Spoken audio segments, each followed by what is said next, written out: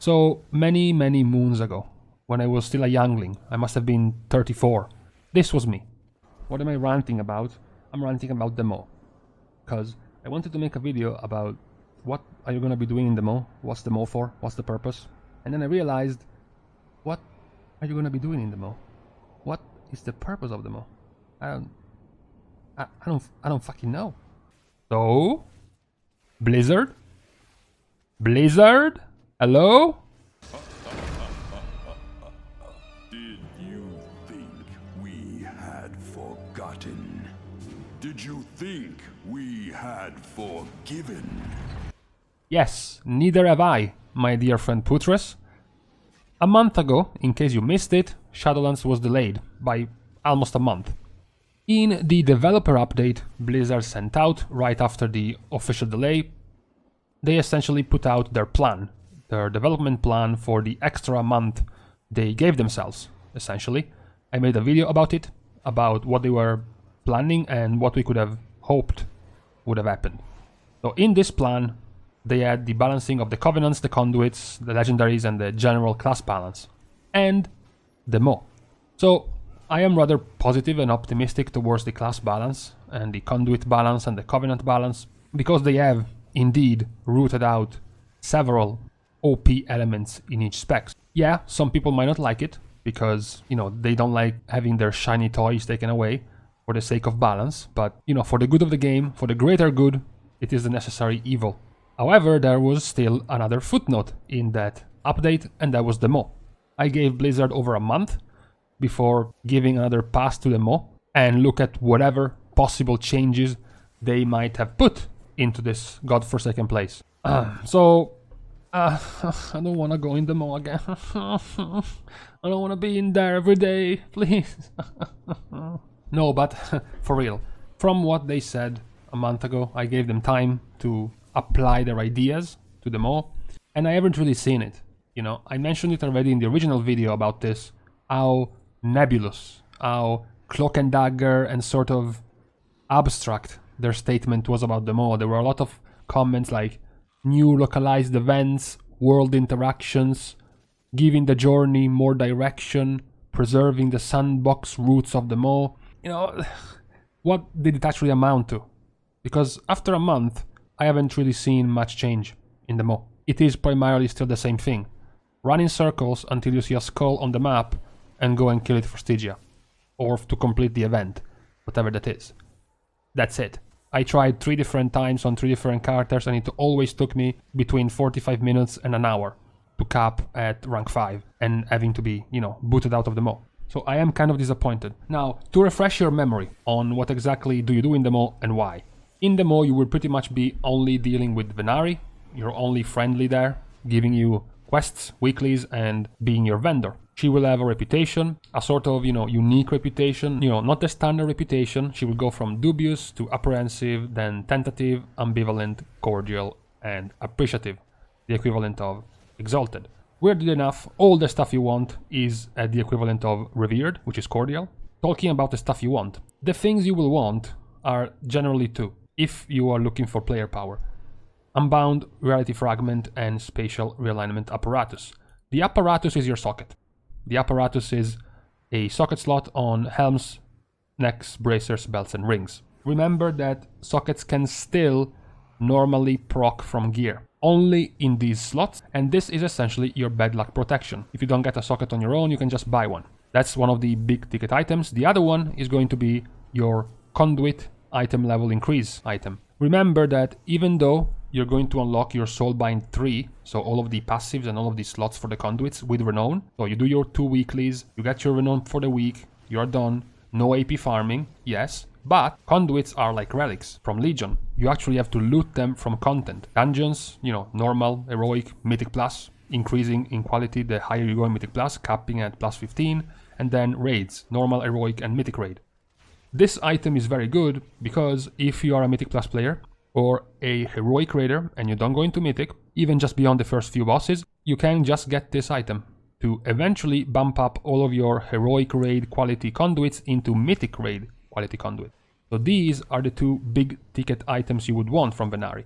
If you don't give a shit about this sort of min-maxing, particularly the sockets. There are, other cool items, specifically the Torghast ones, that you can buy instead of these, like the Acquisitionist Insignia, which is going to give you an extra rare option instead of Torghast when you have to choose for your power-ups. You can gain the Possibility Matrix, which is going to give you an extra choice within Torghast, and then you can get things that I still suggest you take, even if you are a min-maxer just rushing for sockets, which is the Riftwalker Essence to enable Chaotic Riftstones in the MAW, which is teleporters. The Anima Flow Stabilizer, which is going to give you a teleporter to the Tremaculum, which is very far away, so this is a very good time saver. And then of course the Cipher of Relocation, which is the MAW version of the Hearthstone, to teleport back to Venari.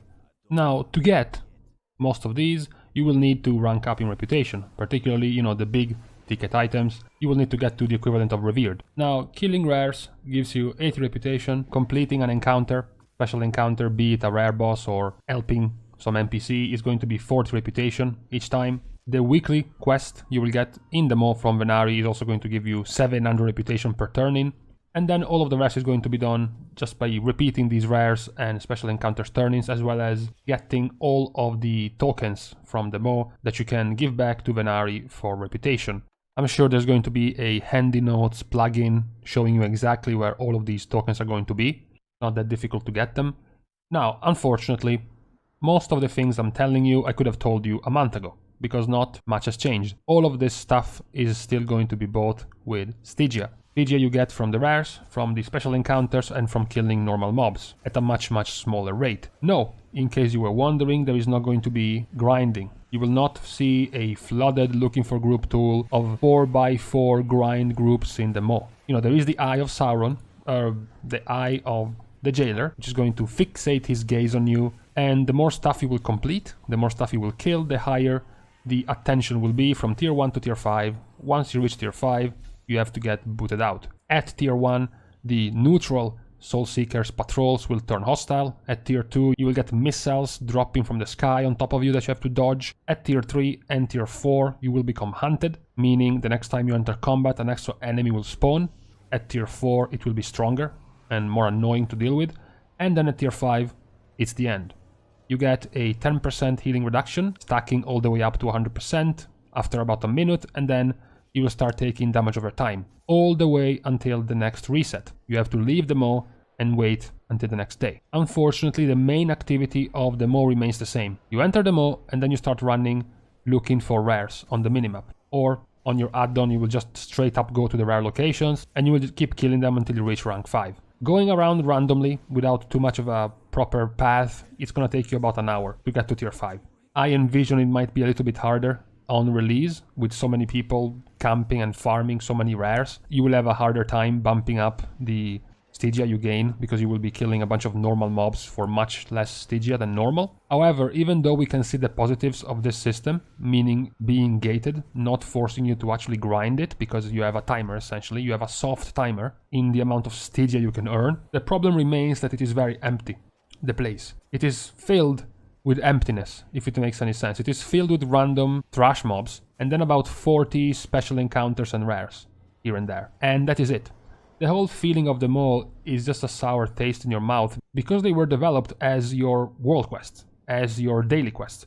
The problem is, being in the MAW is significantly more annoying than doing your world quest. First of all, the MAW is a proper daily system. It is not like a world quest, which has a fixed duration, or an emissary that can be stored over time up to 3 days, and then you can complete it at your best convenience. Every single Stygia you miss on one day is Stygia you have lost forever, because you have a fixed amount of Stygia you can grind each day, and there is no catch-up mechanism. If you can get about 800 Stygia per day, if you do the MAW for 3 days in a row, you get 2400 Stygia. If you miss the first 2 days and you only do the MAW the last day, you have 800 Stygia and you lost 1600 permanently. These daily events that you were encouraged, let's say, to do in BFA and Legion, you still had the benefit, the comfort of something like a flight path. You had the comfort of something like the Flight Master's Whistle, which is not going to work in the MAW. You had the comfort of having a Hearthstone, or multiple Hearthstones that you could use to maneuver yourself around. There isn't even the option to use the Hearthstone yourself in the MAW, beyond the item I mentioned. There is of course no ground mount in the MAW, let alone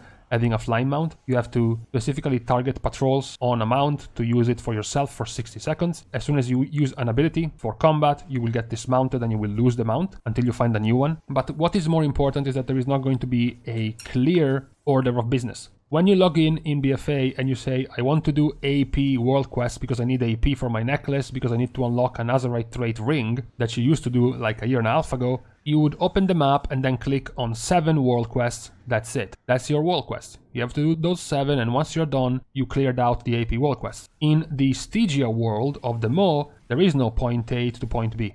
There is no real plan. You don't know how long it would take you. You don't know where you have to go and what you have to kill, because it's all random. It's all just kill whatever skull you see on the minimap until you reach rank 5 of the Jailer's Madness, and that's it. And this was already, announced by Blizzard in their update when they said they wanted to preserve the sandbox roots of the MAW gameplay. They were trying to pull some sort of Timeless Isle style. And a lot of people buffingly enjoyed the Timeless Isle. The Timeless Isle essentially had no world quests, obviously, they had no daily quests, there was nothing. You were literally dropped in there and there was nothing other than rares. The difference between the state of the Timeless Isle and the state of the MAW is that, number one, at least in the Timeless Isle you still can mount whenever you want. There are still vendors and there is still, a safe place you can quickly come back to. Number 3, pets, toys, mounts, a myriad of stuff you could loot in the Timeless Isle. In the MAW there is what can only be explained by the best scientist I had available as fuck all. Fuck all is what you can get in the MAW besides Stygia. So it doesn't feel good either. I'm pretty sure for the common player, if the 21 available rares had 7 different mounts, 34 different pets and 10 different toys, people would see them differently. Grinding them, farming them, finding them. But instead, they give you nothing. Like nothing, just Stygia. And this is the right time to make this video because it's barely a week before the expansion, so I am pretty confident Blizzard is not going to pull another update of the MAW anymore, so that's kind of what we will get on release. And I can just dread the moment where I will have to go into the MAW on multiple characters every day. So with this, I bring to a close my own update to Blizzard's MAW update, and the current evaluation is insufficient. Not enough has been added into the MAW. It will be quite frustrating to deal with, worse than world quests. Maybe not as time consuming as world quests, but world quests were laid out in a way that made it feel like you were doing them quicker. It was faster. It's easy to think you're going faster when you have 10 world quests and then 9 and then 8 and then 7 because you're completing them and going at a steady pace. Whereas the MAW is just gonna feel like you're wasting your time in there. Not very enjoyable. With this, I'm done. See you guys soon. And in the meantime, hope you loot some sockets.